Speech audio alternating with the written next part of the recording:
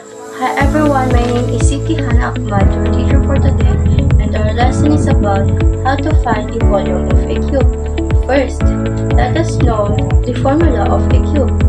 The formula of a cube is side times height times side. Let's try this example. For example, this is a cube. This cube has a 5 cm size. Let's try to solve this. Find the volume of this cube. Volume is equal to side times side times side. 5 centimeters times 5 equals to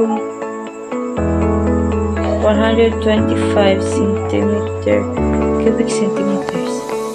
So, the volume of this cube is 125 cubic centimeters. So, that is the volume of this cube. That is the end of our lesson. Bye. Thank you for watching.